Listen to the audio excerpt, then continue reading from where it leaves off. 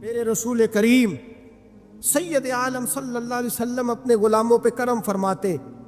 شاہ ولی اللہ محدث دہلوی ہندوستان میں جتنے مکاتب فکر ہیں سب کے متفقہ پیشوا ہے شاہ ولی اللہ۔ جو بھی کسی مکتبہ فکر سے تعلق رکھتا ہے شاہ ولی اللہ صاحب سے اس کا سلسلہ حدیث ملتا ہے۔ شاہ ولی اللہ صاحب کہتے ہیں میرے ابا جی شاہ عبد الرحیم محدث دہلوی بیمار ہو گئے، ساری زندگی نبی پاک کا دین پڑھایا، ساری زندگی حضور کے فرمان سے لوگوں کو آگاہ کیا، قرآن و سنت کا درس دیا، فالج ہو گیا، لوگ باتیں کرنے لگے۔ کہتے ہیں میرے والد صاحب کہتے ہیں میں رونے لگا کہ یا رسول اللہ میں کسی اور کا تو نہیں، میں تو آپ کا ہوں، نظر کرم ہونی چاہیے۔ فرماتے ہیں میرے والد گرامی کہ اچانک میرے گھر میں روشنی پھیلنے لگی، خوشبو آنے لگی، اور میرے استاد گرامی شاہ عبد العزیز محدث دہلوی خواب میں آئے، کہنے لگے عبد الرحیم یہ چارپائی سیدھی کر، جس طرف تیری چارپائی کے پیر ہے یہ دروازہ اس طرف کھلتا ہے، جلدی سے سائیڈ بدل۔ کہتے ہیں میں نے فٹافٹ شاگردوں سے کہا سائیڈ بدل دی۔ میں نے کہا استاد جی کیا ہونے لگا ہے؟ کہنے لگے تیرے گھر میں رسول اللہ تشریف لا رہے ہیں، نبی پاک کی جلوہ فرمائی کا وقت ہے۔ انفاس العارفین میں شاہ ولی اللہ میں نے اس آدمی کی بات چھیڑی ہے جو سب کے متفقہ ہے۔ کہتے ہیں اندر آئے، نور آیا، روشنی آئی، خوشبو آئی۔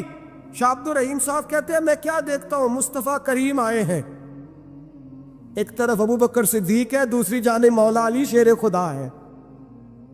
فرماتے حضور تشریف لائے، اپنا کوئی ملے تو دکھ سارے یاد آ جاتے ہیں۔ کہتے ہیں وہ بیماری کا دکھ، ایک تنہائی، ایک غربت، ایک بیماری، ایک بڑھاپا، ایک لوگوں کے تانے، حضور کو دیکھا نا تو میرے آنسو دریا کی طرح بہے۔ کہتے ہیں رسول پاک میرے قریب آئے، میں فالج زدہ تھا، اٹھ نہیں سکتا تھا، چارپائی پہ بیٹھے بیٹھے میں نے حضور کے سینے پہ سر رکھ دیا اور رونے لگا، میرے آنسو حضور کے کرتے پہ گرنے لگے۔ کہتے ہیں نبی پاک کی داڑھی مبارک میرے چہرے سے لگنے لگی۔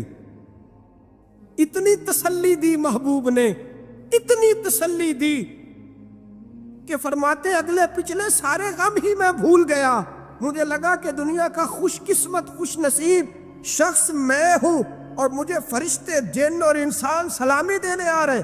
شاہ عبد الرحیم صاحب کہتے ہیں جہاں جہاں درد تھی نبی پاک نے دستے شفا پھیرنا شروع کیا۔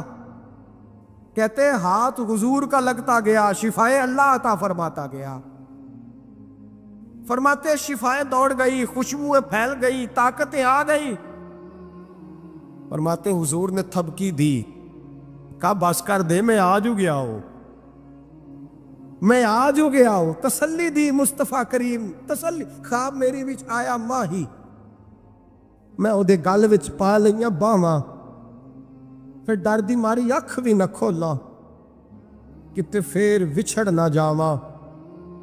چر ہویا مینوں ترلے لیندیاں، کدی موڑ میرے ول واگاں۔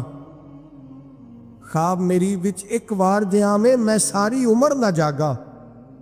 کہا نبی پاک بس کرنا آج ہو گیا ہو۔ کہتے میرا دل کیا کہ حضور جا رہے ہیں تو کوئی تحفہ ہی عطا کر دے، اور پھر دل کیا کہ کبھی حضور اپنی داڑھی کے 2 بال مبارک منہ مبارک دیتے تو میرے نصیب چمک جائے۔ کہتے میرے دل میں خیال تھا، قربان جاؤں میرے رسول پاک نے یوں داڑھی پہ ہاتھ پھیرا اور 2 منہ مبارک اتارے، فرمایا چل یار فکر نہ کر تو رکھ لے۔ کہتے حضور نے مجھے دیے، اللہ کے حبیب جانے لگے، دروازے تک پہنچے تو میں نے اپنی چارپائی کو ٹٹولا تو بال ہی نہیں۔ میرے دل میں خیال آیا منہ مبارک کہاں گئے؟ کہتے نبی پاک نے رخ پھیرا اور حضور نے فرمایا تکیہ اٹھا کے دیکھ، میں نے تیرے تکیے کے نیچے رکھ دیے، تکیہ اٹھا کے دیکھ۔ فرماتے حضور چلے گئے، سویرے چنگا بھلا اٹھ کے چلنے لگا تو لوگ کہنے لگے یہ کرشمہ کیسے ہوا؟ میں نے کہا اس نے شفا دی ہے، جو شفا دینے والے کا محبوب ہے، جو شفا دینے والے کا حضور علیہ السلام کا دست مبارک گرا ہے، شفا ہو گئی۔ اور میں نے کہا دلیل یہ ہے کہ مصطفیٰ یہ اپنے 2 بال مبارک بھی دے گئے۔ یہ تو اعتراض کرنے والے فوراً کان کھڑے ہو گئے۔ عقل کو تنقید سے فرصت نہیں، عشق پر ایمان کی بنیاد رکھ۔ کہنے لگے یہ واقعی حضور کے ہیں؟ 3 آ گئے، کہنے لگے واقعی۔ میں نے کہا جاؤ دھوپ میں لے کے جاؤ۔ کہتے وہ تینوں لے کے گئے، جب کمرے سے نکلے تو بادل کے ٹکڑے نے آ کے سایہ کر دیا۔ بادل کا ٹکڑا سایہ کرتا ہے۔ ایک مان گیا، 2 کہنے لگے جی اچانک ہو گیا۔ میں نے کہا دوبارہ جاؤ، 1 بار نہیں، 2 بار نہیں، 100 بار جاؤ۔ میں رسول اللہ کا نوکر ہوں، میں نوکری کر کے کھاتا ہوں، جھوٹ بول کے نہیں کھاتا۔ میں حضور کے نام پہ جھوٹ بولوں گا؟ اور جس کو نوکری کرنے سے وہ راج کے دے، اسے جھوٹ بولنے کی کیا ضرورت ہے؟ فرمایا وہ دوسری بار گئے، سایہ پھر ہوا، آ کے میرے قدموں سے لگ گئے، کہنے لگے آپ بالکل ہی سچ کہہ رہے ہیں۔ ایک اور جماعت آ گئی، کہنے لگے ہمیں بھی زیارت کرائیں۔ میں نے تالے میں رکھے ہوئے تھے، تالا کھولتا ہوں تو کھلتا ہی نہیں، کھولتا ہوں تو کھلتا ہی نہیں۔ کہنے لگے شاہ جی خیر تو ہے، کیوں نہیں کھلتا؟ تو میں نے نظر ڈالی، میں نے کہا تم میں کوئی ایسا تو نہیں جس پہ غسل فرض ہو؟ غسل فرض ہو؟ ایک بندہ گردن جھکا کہنے لگا حضرت غلطی ہو گئی، میں فٹافٹ آ گیا، نہ آ نہیں سکا۔ میں چل نکل مجمع سے۔ جو رب اپنے محبوب کے وجود پر مکھی نہیں بیٹھنے دیتا،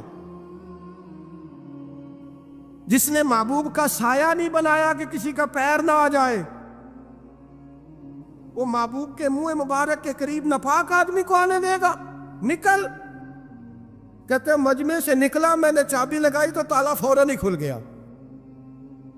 واللہ وہ سن لیں گے، فریاد کو پہنچیں گے ہم۔ اتنا تو ہو کوئی فریاد کرے دل سے۔ ایک درویش سے کسی نے مدینے میں پوچھا تھا، اس نے کہا تھا یار لوگ اکتا بھی جاتے ہیں بار بار مدینے، بار بار مدینے، بار بار مدینے۔ جملہ درویش کا ہے، اگر آپ کی سمجھ میں آ گیا تو بڑی اچھی بات ہے، نہ بھی آیا تو جملہ تو قیمتی ہے۔ کہا جناب بار بار مدینہ شریف بندہ اکتا بھی تو جاتا ہے، تو اتنی بار؟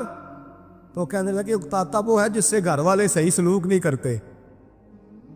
جو کسی کے گھر جائے اور اسے پیار ملے، احترام ملے، کھانا اچھا ملے، شفقت ملے، محبت ملے، وہ تو کہتا میں نے پھر جانا ہے، میں نے پھر جانا ہے، میں نے پھر جانا ہے۔ اور کئی دفعہ اپنے بچوں سے لڑ کے کہتا تمہارے پاس نہیں رہنا، اس کے پاس جانا ہے۔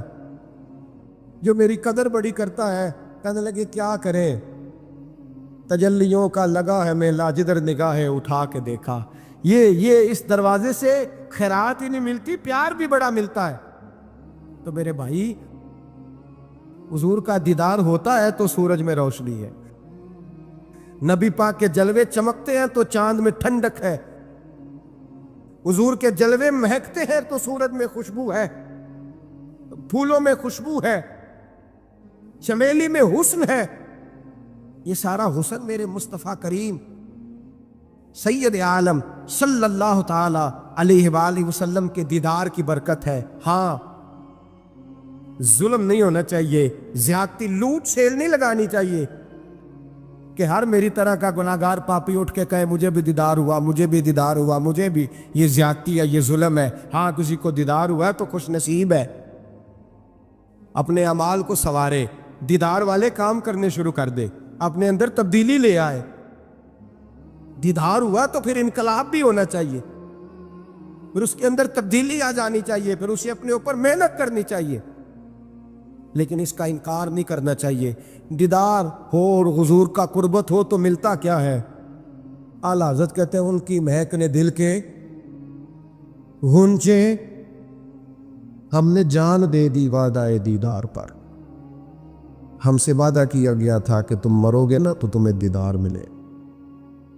تو ہم نے جان ہی دے دی وعدہ دیدار، جان ہی دے دی وعدہ دیدار پر۔ اور پھر فرماتے ہیں نقد اپنا دام ہو ہی جائے گا۔ فرماتے ہیں ہم نے جان دی ہے اس وعدے پر کہ وہ ملے گا، تو امید ہے کہ یہ سودا ادھار نہیں۔ جیسے ہی قبر میں جائیں گے سامنے حضور کی زیارت نصیب ہو جائے۔ اس لیے لحد میں بھی عشق رخ شاہ کا تاگ لے کے چلے، اندھیری رات سنی تھی سو چراغ لے کے چلے۔ یہ حدیث آپ نے بھولنی نہیں، یہ تنہائیوں میں یاد رکھنے کی روایت ہے، یہ تنہائیوں میں پڑھنے کی روایت۔ یہ اپنے ذوق کو تازہ، جو لوگ کہتے ہیں نا وجد سرور کیف میں جانا چاہتا ہوں، وہ مشکاہ شریف کی اس حدیث کو دیکھے۔ اللہ کے حبیب علیہ السلام نے فرمایا لوگوں میں تمہیں بتاؤں قیامت کے دن اللہ تعالیٰ بندوں سے پہلا سوال کیا فرمائیں گے اور بندے اس کا جواب کیا دیں گے؟ یا رسول اللہ کرم فرمائیے، بتائیے۔ تو کریم فرمانے لگے اللہ تعالیٰ قیامت کے دن بندوں سے سب سے پہلا سوال، اگرچہ بعض اور احادیث میں اور سوالات بھی آئے ہیں قیامت میں جو سب سے پہلے ہوں گے، لیکن اس حدیث میں یہ والا سوال حضور نے بیان فرمایا۔ حضور فرمانے لگے اللہ قیامت کے دن اپنے بندوں سے سب سے پہلا سوال یہ فرمائے گا کیا تم میری ملاقات کو پسند کرتے تھے؟ اوئے ہوئے ہوئے، کیا تمہارا ملنے کو جی چاہتا تھا؟ کبھی اے حقیقت منتظر نظر آنا لباس مجاز۔ اقبال کہتے ہیں تیرے کرم اتنے ہیں دل کرتا ہے تجھے دیکھیں، کبھی کبھی اے حقیقت منتظر نظر آنا لباس مجاز میں، لاکھوں سجدے تڑپ رہے ہیں میری جبین نیاز میں، تمہارا دل کرتا تھا مجھ سے ملنے کو؟ حضور فرماتے بندے عرض کریں گے مالک بڑا دل کرتا تھا۔ تو پھر اللہ فرمائے گا یہ گفتگو کی معنویت تو دیکھو یار، اس کا حسن تو دیکھو۔ اللہ پھر پوچھیں گے کیوں دل کرتا تھا تمہارا؟ دل کرتا تھا تو کیوں کرتا تھا؟ عرض کریں گے مالک اس لیے کہ ہمیں امید تھی کہ تو معاف بھی کر دے گا، رحمت بھی فرمائے گا، اس معافی کی امید پر دل کرتا تھا تو ملے۔ حضور فرماتے ہیں پھر رب فرمائے گا مجھ پر واجب ہے، میں نے اپنے کرم سے واجب کر لیا ہے کہ آج تمہیں جنت عطا کروں گا۔ یہ جو ملاقات ہے نا، ملاقات کہ وہ ملیں گے، ان سے ملاقات ہوگی۔ عمر بیت گئی نا نام جپتے، عمر بیت گئی نا تذکرہ کرتے، ہم سے بھی لوگ پوچھتے ہیں کیا کمائی کی، کیا زندگی میں حاصل کیا؟ تو ہم کہتے ہیں شرق سے غرب تک، ملک کے ایک کونے سے لے کر دوسرے کونے تک مدینے والے کی بات کی، حضور کا ذکر کیا، نبی پاک کے اور میں اپنی حیاتی تو قربان تھی وہاں، ساری محمد محمد پکیندے گزر گئی ساری۔ یہ اعزاز ہے، یہ کرم ہے۔ اب کیا ہوتا ہے گناہگار لوگ اتنا بڑا دعویٰ تو نہیں کر سکتے، لیکن دل تو چاہتا ہے نا کہ چلو جس کا نام لیا ہے اس کی کبھی زیارت کی، کبھی ملاقات بھی ہو، کبھی نظر کرم بھی ہو۔ کسی نے اپنے محبوب سے کہا تھا کہ ذرا ایک نظر مجھ پہ بھی کیجئے، تو قریب بیٹھے ایک شخص نے کہا یار تو نے بڑا دعویٰ کیا ہے، جو محبوب ہوتے ہیں ان کو تکلیف نہیں دی جاتا، تو کہتا ہے پورا چہرہ ہی تیری طرف پھیرے۔ تو پھر اس نے اس درویش سے پوچھا کہ میں بھلا پھر کیا کروں، میرا دل تو میرا بھی کرتا ہے نا، چلو یہ تو آپ کی بات ٹھیک ہے کہ اب میں محبوب سے کہوں کہ اتنی تکلیف کرے کہ میری طرف پورا رخ پھیرے تو ٹھیک نہیں، تو پھر بتائیں میں کیا کروں؟ تو اس نے کہا ان راہوں میں کھڑا ہو جا جن راہوں کی طرف وہ کریم دیکھتا ہے۔ چلو اسی با کردار کو دیکھتے دیکھتے بیچ میں تیرے اوپر بھی نظر، مجھ پہ محشر میں نصیر ان کی نظر پڑ ہی گئی، مجھ پہ محشر میں نصیر ان کی نظر۔ اوئے ہوئے اللہ کرے آپ کو بھی وہ لطف آئے جو مجھے آ رہا۔ کہتے مجھ پہ محشر میں نصیر ان کی نظر، یہ انتہائی عاجزی ہے کہنے والے کی۔ اس نے بالکل اپنے آپ کو ختم کر کے کہا کہ میں قابل تو نہیں تھا، اور میں پھر تکلیف دیتا کہ میری طرف دیکھیں اسپیشل میرے لیے وقت نکالے، پر کرم یہ ہوا کہ مجھ پہ محشر میں نصیر ان کی نظر پڑ ہی گئی، کہنے والے اسے کہتے ہیں خدا کا کرنا، کہنے والے اسے کہتے ہیں خدا کا کرنا۔ اللہ نے کیا کہ نظر مجھ پر پڑ ہی گئی، اور جب پھر پڑ گئی تو تیری ایک نظر کا کمال ہے اور میری زندگی کا سوال ہے۔ بس جب پڑ گئی تو سو پھر پڑ گئی۔ موت سے وہ بندہ کبھی نہیں ڈرتا جسے ملاقات کا شوق ہو، ملنا چاہے داتا علی اجمیری سے اور موت سے ڈرے، ملنا چاہے حضرت غوث پاک جیلانی سے اور پھر موت سے ڈرے۔ زندگی گزری ہو علی علی کرتے، پھر موت سے ڈرے، عمر بھر سیدنا عثمان غنی کی سخاوت کی بات کی ہو اور پھر جنت میں جا کے ان سے ملنے کا شوق پیدا نہ کرے، ساری زندگی سیدنا فاروق کا عدل بیان کیا ہو، ساری زندگی ان کے انصاف کا تذکرہ کیا ہو، پوری امت کو بتایا ہو کہ اگر جینا چاہتے ہو تو عمر کے رستوں پر چلو، اور پھر یہ موت سے ڈرے اور مر کے جناب فاروق اعظم کی زیارت کو پسند نہ کرے۔ جسے صدیق کی وفائیں یاد ہو، جنہیں جناب ابو بکر صدیق کا عشق یاد ہو، وہ پھر ان کی زیارت نہ کرنا چاہے اور ساری عمر حضور کی نعت پڑھی ہو۔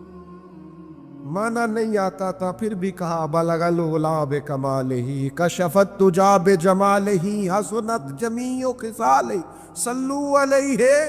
بالہ سے نہیں ترجمہ آتا تھا، پر جب بھی کو پڑھتا تھا یہ بھی جھومتا تھا، مولا یا صلی وسلم دائماً۔ میں آپ کو بتاتا ہوں، توتلا آدمی، توتلا اور دیوانہ مجذوب بیچارہ، سمجھ نہیں، توتلا بولنا بھی ٹھیک نہیں آتا۔ مجھے نماز کا سلام پھرا دو، وہ جلدی آ گئے اور ایک مجذوب آدمی تھے، سادے تھے، تو سلام لی تو کہنے لگے میں گل کرنی سی، تو میں نے ان سے کہا کہ تھوڑی دیر کے بعد ملتے ہیں۔ 7 آدمی ہے، اللہ مجھے معاف کرے، میں کوئی نقل تو نہیں ان کی اتار سکتا، اس زبان کو ہم توتلی نہیں کہتے، ہم اس زبان کو بلالی زبان کہتے۔ یہ بڑی خوبصورت زبان ہوتی ہے، یہ جو توتلے لب و لہجے ہوتے ہیں نا، وہ جب بچہ پوری طور پہ اماں نہیں کہہ سکتا، توتلا ہوتا ہے، تو کوئی مزہ آتا ہے اماں کو اماں کہلوانے میں۔ جب وہ پوری طور پر باپ کو بابا نہیں کہہ سکتا اور توتلا ہوتا ہے تو کوئی مزہ آتا ہے کہنے میں۔ وہ جب دادی، نانی، دادا کہتا ہے تو دادے کا دل کرتا ہے یہ 100 بار کہے، کیونکہ اسے کہنا نہیں نہ آتا، لیکن اس توتلاہٹ میں جو اس کو لطف آتا ہے۔ مجھے بڑے لوگ آ کے شعر سناتے ہیں، میں نے بڑے خوشگلو نعت خانوں سے زندگی میں سنا ہے، وہ صاحب میرے پاس آئے اور میں نے کہا بعد میں ملیں گے، تو 7 آدمی ہے، مجذوب ہے، پورا شعور نہیں رکھتا۔ مجھے کہنے لگا مصطفیٰ جان رحمت کے بعد، مصطفیٰ جان رحمت پہ لاکھوں سلام کے بعد، یعنی مانا یہ تھا کہ سلام کے بعد۔ اب بڑے بڑے سریلے بندوں سے بھی بندہ سنتا ہے، میرا دل کرے، اور میں نے جان بوجھ کے ان سے کہا دوبارہ کیا جائے ذرا، کیونکہ توتلے تھے نا۔ میں نے کہا تو کہنے لگے مصطفیٰ جان رحمت پہ لاکھوں سلام کے بعد، او میرے عزیز یاد رکھو، ساری زندگی حضور کی نعتیں پڑھی، نبی پاک کے تذکرے سنے، اب موت سے ڈر جائیں؟ حالانکہ موت تو ایک پل ہے، پل سے گزریں گے تو سامنے اللہ کا دیدار بھی ہوگا، مدینے والے کی زیارت بھی نصیب ہو۔ تو زیارت ہوگی اور ہر نظر کانپ اٹھے کہ محشر کے دن خوف سے ہر کلیجہ دہل جائے گا، اوڑھ کر کالا جبہ وہ آ جائیں گے اور سارے محشر کا نقشہ بدل جائے گا۔ یہ موت کا خوف نکالنے والی چیزیں ہیں، ڈر۔ اچھا مجھے ایک بات بتائیں، یہ میں امید کی بات کرنے لگا ہوں، چلے اب یہ بات تو مشکل ہے پر کرنی پڑے گی، مجبوری ہے۔ کبھی کبھی ابا جی سے مار بھی پڑ جاتی ہے بندے کو، گھر میں تو 2-4 لگ بھی جاتی ہیں، تو اس وقت نا جو سب سے بڑا سہارا کسی کو نصیب ہوتا ہے وہ یہ ہوتا ہے کہ اللہ کرے اماں گھر میں موجود ہو۔ اور میں نے دیہاتوں میں کئی مائیں ایسی دیکھی ہیں جو بیٹے کے حصوں کی مار کھاتی ہیں، ابا نے ڈنڈا لے لیا ہے بیٹے کی غلطی پہ، اب اماں بیچاری سامنے ہو گئی ہے، 2-4 اس نے بھی کھا لی۔ یہ بات آپ سمجھیں، موت کا خوف نکالنے کے مفہوم میں بات کرو، اماں موجود ہو نا گھر میں تو ابا سختی بھی کرنے لگے تو کسی وقت احساس ہوتا ہے کہ جناب یہ سختی نہیں ہوگی کیونکہ میری اماں، اور اماں پوری وکیل بن جاتی ہے، کہتی تو نہیں پتا، وہ ہو گئی غلطی، وہ فلانے دے منڈے نے خراب کیتا ہے، حالانکہ ہو سکتا ہے اس نے اس کو بھی خراب کیا ہو، لیکن وہ اماں وکیل ہے، وہ وکالت کر رہی ہے اور وہ پے لاس کر رہی ہے. ہوتا ہے ایسے. اس بات کو سمجھ لیں اچھے طور پر. موت کا خوف نہیں، ڈر نہیں، اس لیے کہ گھر میں ماں موجود ہو تو باپ کا ڈر نہیں ہوتا. تو قبر حشر میں تو رسول کریم موجود ہے، وہاں تو نبی کریم موجود ہے، وہاں تو اللہ کریم اپنی رحمت فرمائے گا بندوں پر. اس لیے خوف نہیں، پینک نہیں. اپنی غلطیوں کا احساس ضرور کریں، اپنے اعمال پر توجہ ضرور دیں، لیکن موت کے خوف تلے دبتے نہ جائیں. انشاءاللہ صبح قیامت کرم ہوگا. میرے نبی پاک علیہ الصلوۃ والسلام نے تو فرمایا ہے بس ہم نے ایمان کامل لے کے جانا ہے دنیا میں. حضور نے فرمایا ہے جس طرح 14ویں رات کا چاند چمکتا ہے اس طرح میرے غلاموں کے چہرے چمکیں گے قیامت تک. اللہ کے رسول صلی اللہ علیہ وسلم فرماتے ہیں جسم کے جن جن حصوں پر وضو کا پانی لگتا رہا وہ قیامت میں چمکیں گے. دور سے لوگ ان کا نور دیکھیں گے، پتہ چلے گا وہ محمد عربی کے غلام آ رہے ہیں.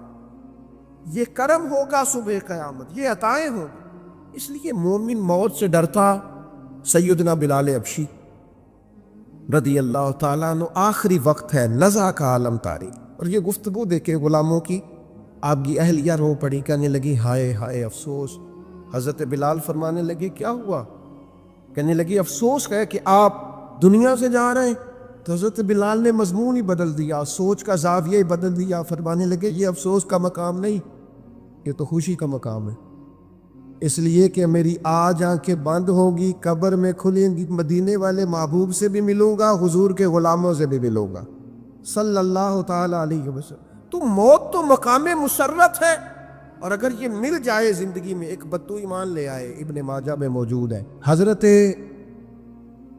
ابو ہریرہ رضی اللہ تعالیٰ عنہ حدیث کے راوی ہیں، فرماتے ہیں ایک بدو ایمان لائے اور انہوں نے حضور علیہ السلام کے ساتھ ہجرت بھی کی. ابن ماجہ میں موجود ہے. تو نبی پاک علیہ السلام نے انہیں ایک صحابی کے ساتھ کر دیا. اب ان کے کام کاج میں مصروف ہو گئے ان کے ساتھ. تو حضور علیہ السلام نے ایک جگہ سے مال غنیمت آیا. تو طریقہ مبارکہ یہ تھا کہ مال غنیمت میں سب کو حصہ دیا جاتا تھا. اگرچہ وہ جہاد پہ نہیں گئے لیکن حضور نے انہیں بھی حصہ دیا. تو مجھ سے بھی تو وہ پڑے. عرض کرنے لگی حضور میں اس کے لیے تو ایمان نہیں لایا تھا. حضور نے فرمایا پھر بتائیے گرچہ بزرگ جانتے ہیں کس لیے لائے تھے. عرض کی حضور میں تو اس لیے ایمان لایا تھا کہ میں نب کی راہ میں لڑوں گا اور میں اپنی جان پیش کروں. میں شہادت کے لیے ایمان لایا تھا، مجھے یہ مال دولت نہیں چاہیے. تھوڑی ہی دیر گزری کہ ایک اور مارکے کا اعلان ہو گیا، جنگ کا اعلان ہو گیا. حضور نے فرمایا چلو. وہ گئے اور چند ہی لمحے گزرے کہ وہ میدان میں اترے اور پھر شہید ہو گئے. صحابہ کرام ان کی مقدس لاش مبارک کو اٹھا کے محبوب کے قدموں میں لائے. تو نبی کریم نے کیا خوبصورت بات ارشاد فرمائی. حضور فرمانے لگے دیکھو اس نے اللہ کی تصدیق کی ہے تو رب نے بھی اس کی تصدیق فرما دی. اور پھر یہ دو جملے محبوب کہتے کہتے اٹھے اور پھر حضور نے اپنا جبہ مبارک اتار کے فرمایا اس بندے کو اس جبے میں کفن دے دو، اس میں اسے کفن دو، اس لیے کہ تو شہادت کے لیے ایمان لائے. موت کی آنکھوں میں آنکھیں ڈال کے جیا، اپنی زندگی کمزور نہ گزار. مسلمانوں پہ کافر کا روب طاری ہو گیا ہے. ایک تو ہوتا ہے کہ کوئی مدد کرنا، کوئی آگے بڑھنا، فلسطین کا نام تک نہیں لے رہے حکمران زبان سے، ذکر تک نہیں کر رہے، چینل ذکر نہیں کر رہے. اتنا روب، اتنا کفر کا خوف، صرف اس لیے کہ ہمیں موت کا ڈر ہے، مر جائیں گے. تو بستر پہ نہیں مریں گے، بیماریوں سے نہیں مر جاتے لوگ. خدا کے بندو اپنی زندگی میں اتنا خوف اگر موت کا پیدا کر لو گے. حضرت سعید ابن جبیر رضی اللہ تعالیٰ عنہ بہت بڑے فقیہ تھے. حجاج بن یوسف نے بلایا اور کہنے لگا میں تمہیں موت دینے لگا ہوں، مار دوں گا تمہیں. بڑا ظالم آدمی تھا، بڑے لوگ اس نے قتل کیے تھے. حضرت سعید رضی اللہ تعالیٰ عنہ مسکرا پڑے اور غصے میں آیا. کہنے لگا کیوں ہنستے ہو؟ فرمانے لگے تو بڑا بیوقوف ہے، تجھے کس نے کہا زندگی اور موت تیرے ہاتھ میں؟ یہ تو تب آئے گی جب میرا رب چاہے. کہنے لگا لے جاؤ ان کو اور جا کے قتل کر دو. تو وہ جب جلاد لے جا رہے تھے تو آپ اور کھل کے مسکرائے، ہنسے۔ یہ آپ کی طاقت ہے کہ موت کو دیکھ کے مسکراہٹ ہو، لبوں پہ تبسم، رقصہ ہو، مسکرائے۔ جب آپ مسکرا رہے تھے تو اس کو اور غصہ آیا، واپس بلایا، کہنے لگا مسکراتے کیوں ہو؟ فرمانے لگے تیری جرت پہ مسکرا رہا، اور اس بات پہ مسکرا رہا ہوں کہ رب کتنا بے نیاز ہے، تیرے جیسے لوگوں کو بھی مہلت دے رکھی ہے، کتنا بے نیاز ہے، تیرے جیسے لوگوں کو مہلت۔ اور کچھ سے کہنے لگا میرے سامنے قتل کرو۔ حضرت سعید ابن جبیر رضی اللہ تعالیٰ عنہ نے منہ کعبے کی طرف کر کے پڑھنا شروع کیا، انی وجہت وجہی للذی فطر السماوات والارض حنیفا وما انا من المشرکین۔ آپ یہ پڑھ رہے تھے تو کہنے لگا اس کا منہ کعبے سے پھیر دو۔ کعبے سے منہ پھیرا تو آپ فرمانے لگے تو بڑا ہی بیوقوف ہے، میرا رب کو صرف کعبے کی طرف مقید ہے، وَلِلَّهِ الْمَشْرِقُ وَالْمَغْرِبُ فَأَيْنَمَا تُوَلُّوا فَثَمَّ وَجْهُ اللَّهِ۔ چہرہ پھیر دیا جب اس نے تو آپ فرمانے لگے مشرق بھی اللہ کا، مغرب بھی اللہ کا، اور اللہ فرماتا ہے تم جدھر بھی منہ کرو ادھر ہی اللہ کی رحمت ہے۔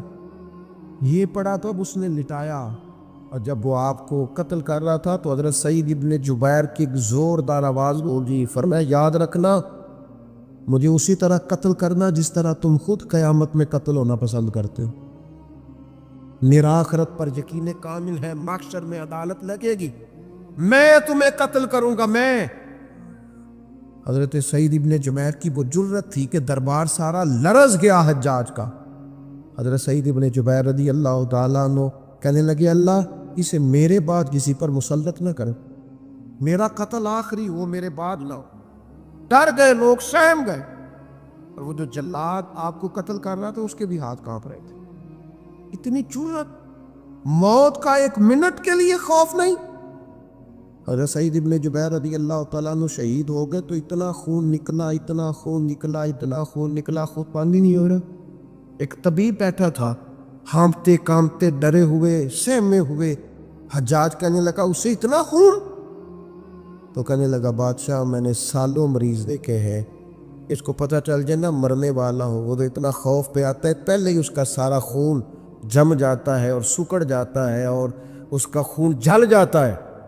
یہ جو بندہ تم نے شہید کیا ہے نا اس میں ایک رتی برابر بھی موت کا خوف نہیں، موت کے خوف سے بے نیاز تھا، اتنا خون نکلا۔ حضرت سعید ابن جبیر شہید ہوئے اسی دن حجاج کے پیٹ میں درد شروع ہوا، صرف 15 دن۔ حجاج بعد میں زندہ رہا ہے 15 دن، اور ساری رات تڑپتا تھا، کہتا تھا مجھے خواب میں آ کے پیروں سے گھسیٹتے۔ حضرت سعید ابن جبیر چلاتا تڑپتا 15 دنوں کے اندر۔ طبیبوں نے کہا تیرا جو مرض ہے یہ کوئی آسمانی عذاب ہے۔ میرے عزیز موت سے ڈرے نہیں، بلکہ جو ظالم ہو ان کو ڈرا دے، یہ مومن کی شان ہے۔ اپنی زندگی کے اندر سے موت کا خوف نکال دیں تاکہ زندگی کے جو دن ہیں وہ جیے تو جا سکیں، وہ انسان مضبوطی سے وقت سے گزار سکے۔ حضرت علی شیر خدا رضی اللہ تعالیٰ عنہ نا وہ جیکٹ نہیں پہنتے تھے جنگی، جو کمر پہ پیچھے لوگ پہنتے تھے نا تلوار کوئی مارے تو زخم نہ ہو، تو کسی نے مولا علی شیر خدا رضی اللہ تعالیٰ عنہ سے فرمایا پشت پر آپ وہ جیکٹ نہیں پہنتے لوہے کی؟ آپ فرمانے لگے پشت تو دکھانی نہیں تو کہنے لگے موت سے ڈر نہیں آتا؟ فرمایا بالکل بھی نہیں، اور فرمایا مجھے بالکل ڈر نہیں آتا کہ میں موت پر آ گروں یا موت میرے اوپر جا گر۔ ہم تو شہادت حضرت خالد بن ولید رضی اللہ تعالیٰ عنہ ایک دن نوجوانوں کو خطاب کرتے کرتے کہنے لگے موت سے کبھی نہ ڈرنا، میں نے ساری زندگی جنگوں میں گزاری ہے، میرے وجود پر ایک ذرہ بھی جسم کا حصہ ایسا نہیں جس پر زخم نہ ہو۔